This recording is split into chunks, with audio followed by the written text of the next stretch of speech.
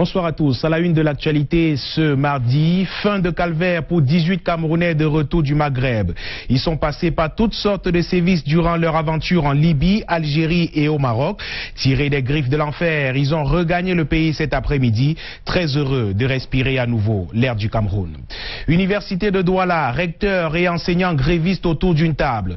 Après le mouvement de grève lancé il y a quelques jours, le chef de l'institution promet d'apporter des solutions aux revendications des enseignants qui ont paralysé le campus pratiquement 5 jours durant. Sommet Union africaine, Union européenne d'Abidjan, le couple présidentiel en route pour la Côte d'Ivoire, Paul et Chantal Biya, ont quitté Yaoundé cet après-midi en prélude à ce sommet. Le président français Emmanuel Macron, en visite au Burkina Faso, a tenu un discours ce jour à l'université Joseph Kizerbo de Ouagadougou. Notre envoyé spécial sur place, Eric Golf-Kouachou, nous en dira plus vers la fin de ce journal. Et puis en sport, CAF Awards 2017, des Camerounais dans la shortlist pour les récompenses de cette année. Pendant que Vincent Aboubakar figure dans la shortlist pour le Ballon d'Or, Aboubakar Aboudi Onguéné cette fois est pressenti pour le titre de meilleure joueuse de l'année. Voilà pour le sommaire.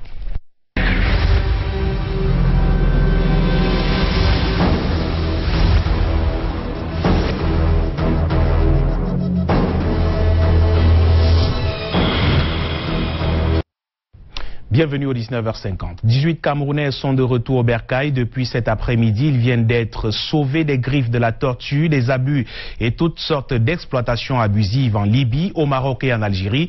Ils disent avoir vécu presque un enfer dans ces pays où ils étaient en voie pour l'Europe. Soulagés, ils ont été accueillis à l'aéroport international de Douala par le gouverneur de la région du littoral, Junior Ossin et Guy Fotso.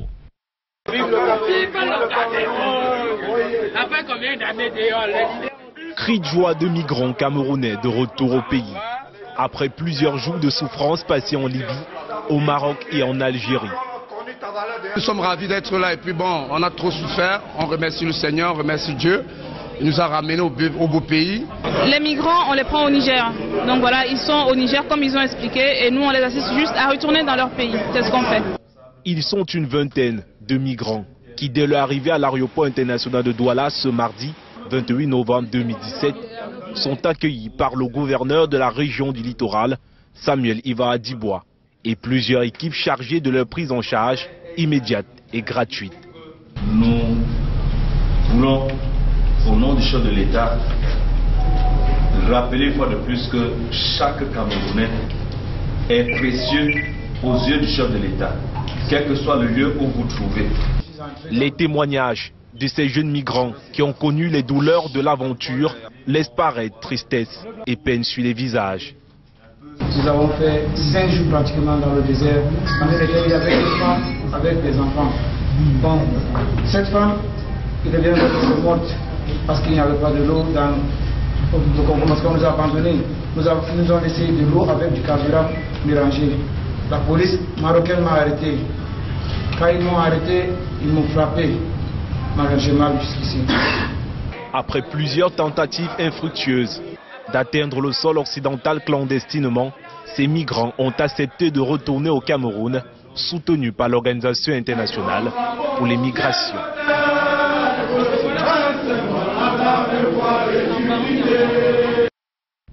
Vers une sortie de crise à l'université de Douala, on se souvient il y a quelques jours des enseignants de cette institution académique entrés en grève. Ils réclamaient la mise sur pied de certaines commodités comme la construction des toilettes pour enseignants, le minimum de propreté dans les amphithéâtres.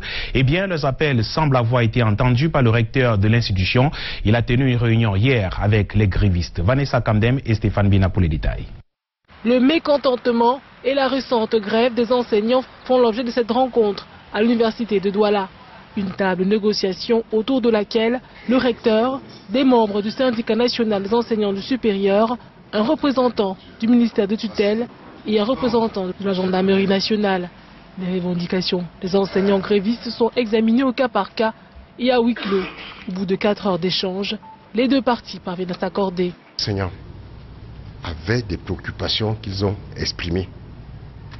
Et que dès que nous nous sommes assis, nous avons examiné sans complaisance, sans langue de bois, nos problèmes, nos difficultés.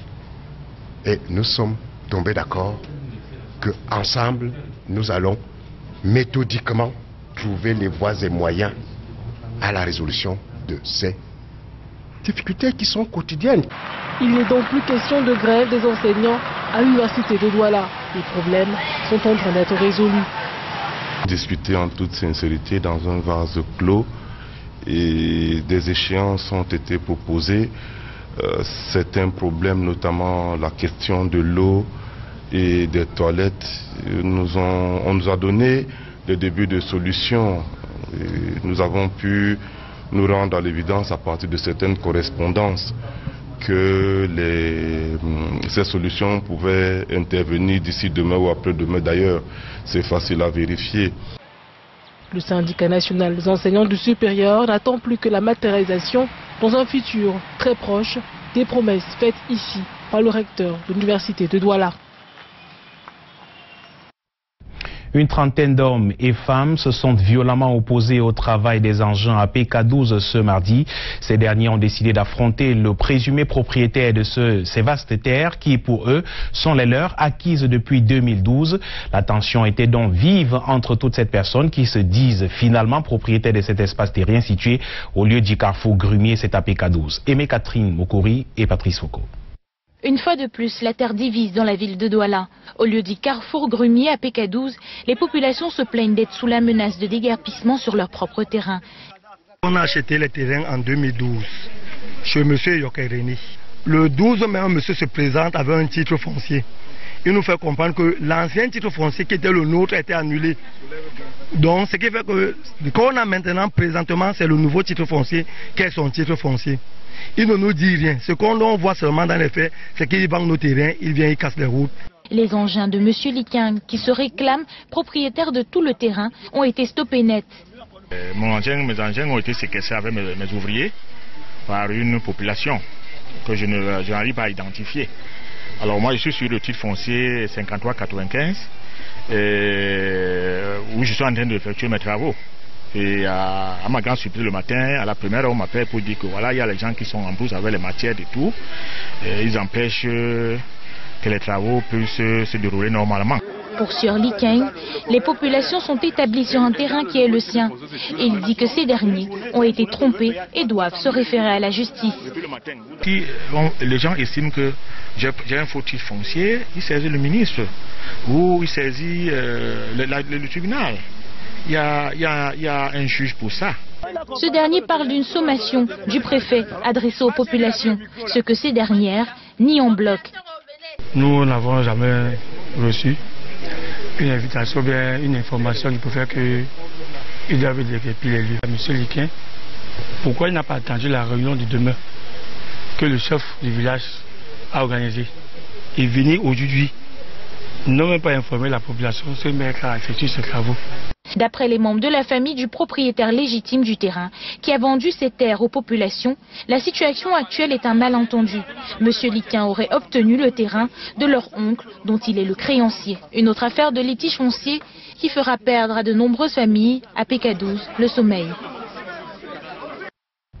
Général Express Voyage reprend du service. La nouvelle est connue depuis hier après un communiqué du ministre des Transports levant la sanction de la dite agence impliquée dans plusieurs cas d'accidents mortels ces derniers mois. La nouvelle, bien que réjouissante, pousse les responsables de Général Express à plus de professionnalisme. Ils ont préféré marquer un temps d'arrêt menant des activités internes avant la reprise. Julio Trésotanon était à la direction générale à Bafoussam. Il fait le constat pour nous. Ici, une concertation entre le staff administratif et le personnel de Général Express Voyage à Bafoussam ce mardi. Une séance de travail qui se tient tout juste un jour après la levée de la sanction infligée à cette agence par le ministre des Transports suite aux différents accidents mortels de la circulation l'impliquant. Même si c'est une bonne nouvelle, elle est accueillie ici avec plus de pression et de responsabilité, d'où la tenue de cette réunion pour réarmer de bon sens les conducteurs. Nous avons reçu la nouvelle qui nous a réjouis, mais nous avons trouvé qu'il était bon et urgent de remobiliser notre personnel en vue de continuer la sensibilisation qui a été notre cheval de bataille pendant le temps de suspension. Des notions sur les attitudes d'un bon chauffeur sont revisées sous forme de questions-réponses. Il y a la mauvaise nutrition qui amène le chauffeur à être fatigué à son volant. Pour ce qui est de la reprise effective du service, l'agence a décidé de démarrer à partir de jeudi.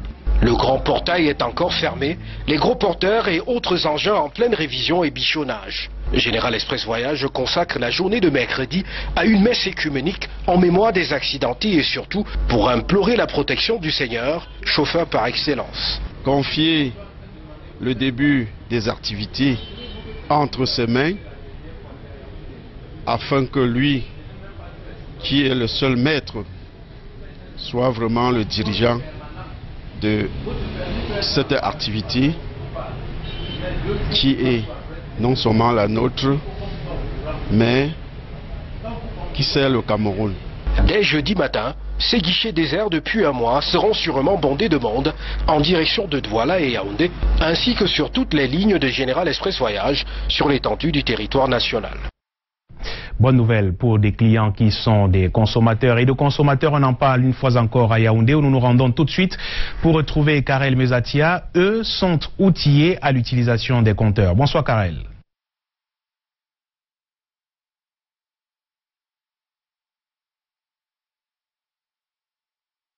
Bonsoir Michael Chipkio, madame, messieurs, bonsoir. Vous soupçonnez votre compteur électrique d'être source de factures élevées, pourquoi pas très basses aussi. Bientôt, vous pourrez faire recours à une cinquantaine de cadres d'administration et autres acteurs du secteur pour mieux comprendre. Tous renforcent leur capacité en la matière depuis 2 jours ici même à Yaoundé, sous les auspices de l'ONUDI. Plus de précisions dans ce sujet réalisé avec Michel Foucault et Bertrand Sassé.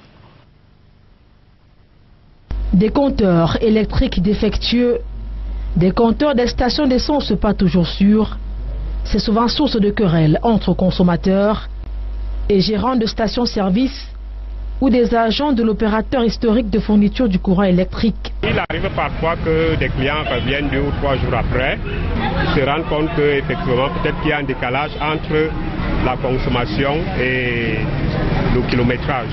Donc très souvent ils reviennent. À la suite justement de ces plaintes récurrentes, il nous a semblé utile sur la base des instructions, des très hautes instructions du Premier ministre et chef du gouvernement, d'organiser donc avec des partenaires techniques un séminaire de formation sur l'étalonnage des compteurs, de manière à s'assurer que ces contestations qui sont récurrentes puissent effectivement être adressées et qu'on puisse avoir des instruments de mesure fiables.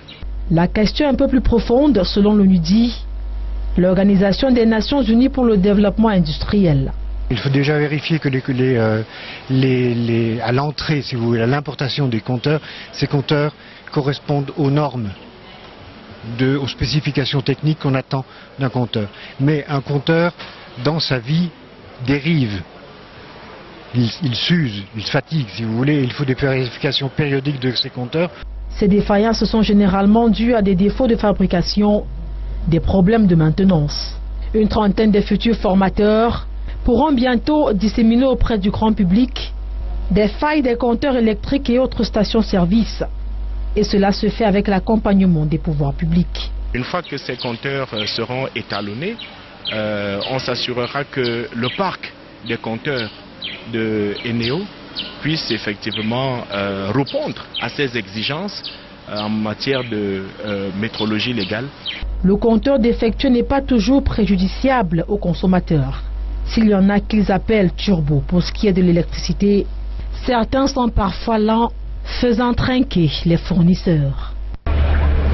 Yaoundé abritera du 12 au 17 décembre prochain la 2e conférence internationale sur l'urbanisme durable. Ce grand rendez-vous du donner et du recevoir se prépare déjà. Annonce faite par le ministre du Développement urbain et de l'Habitat Jean-Claude Mboinchou ce jour face à la presse. Et parmi les nombreux hommes de médias présents à cet échange, nos reporters Michel Foucault et Delphine Fonkou-Téné. Explorer les défis urbains au Canada, en Chine et dans les pays africains, afin de réduire la pauvreté et les inégalités en milieu urbain, et promouvoir une gouvernance inclusive et durable. Objectif de la conférence sur l'urbanisation durable en Chine, en Afrique et au Canada, dont Yaoundé abritera la deuxième édition du 12 au 14 décembre prochain. Le ministre du Développement urbain et de l'Habitat Jean-Claude Boinchou était face à la presse ce 28 novembre pour présenter les coutures de cet événement. Je voudrais également profiter pour dire que ces travaux, pour une fois, les inscriptions sont payantes et nous avons déjà plus de 250 inscrits payés.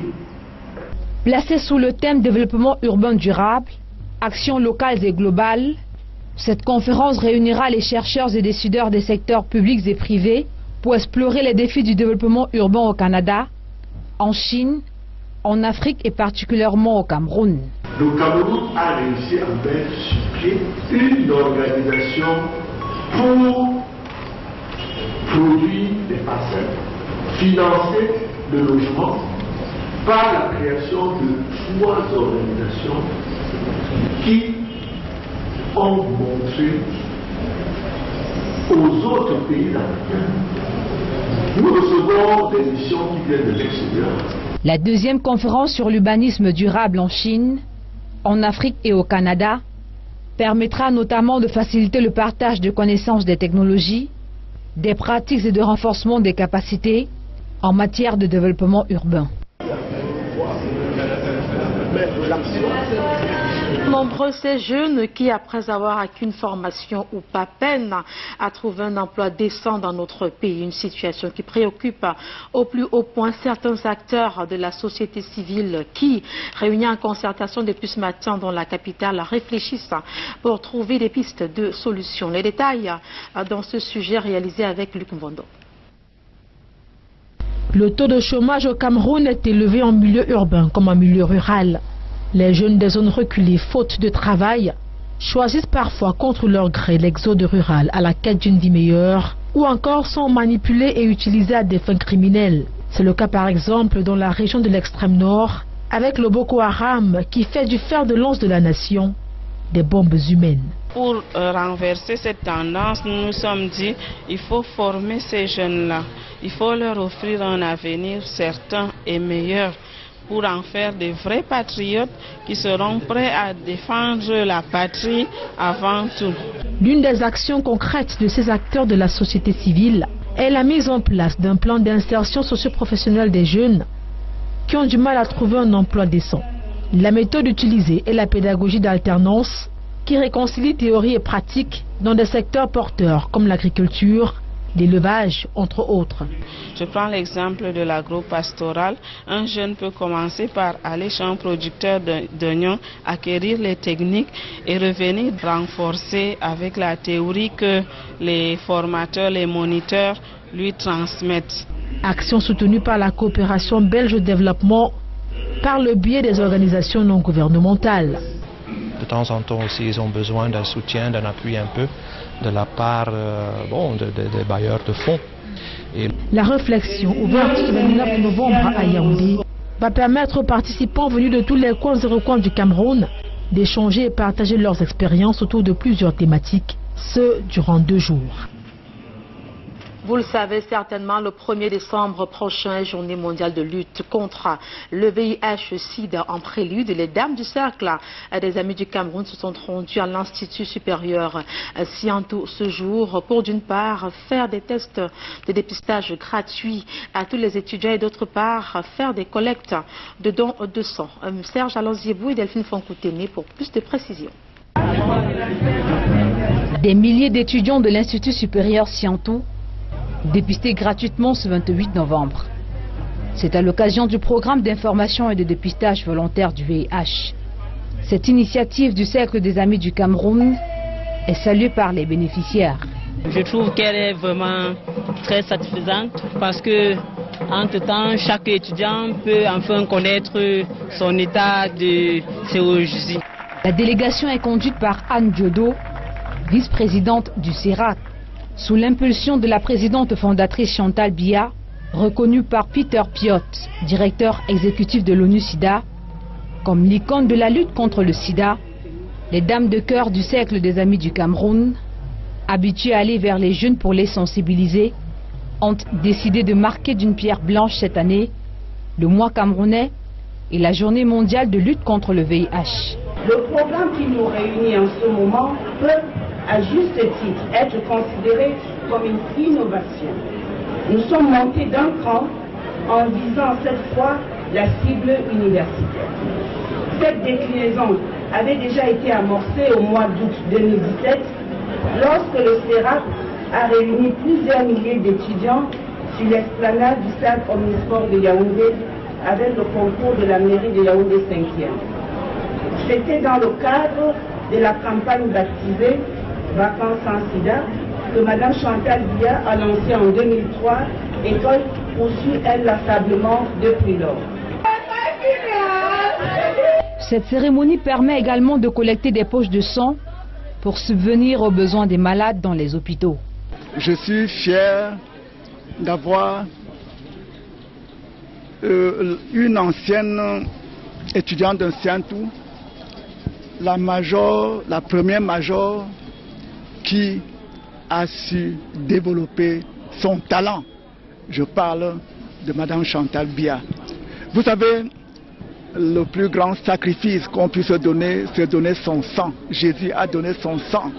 Lorsqu'un étudiant accepte de donner son sang pour sauver quelqu'un qui ne connaît pas, je pense qu'il suit les traces de Jésus.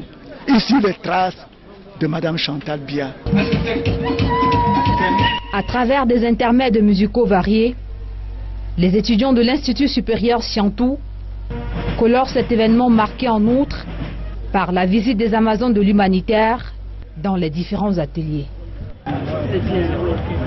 Et cette note d'information, le ministre des Sports et de l'Éducation physique Pierre Ismaël Bidoumpata a reçu ce jour les médaillés du 41e championnat du monde senior de Sambo. Ambiance conviviale entre Pierre Ismaël Bidoumpata et ses convives. Il a d'ailleurs saisi cette opportunité pour leur adresser les félicitations de la nation. Nous l'écoutons dans cet extrait sélectionné par Francis Ngepnan.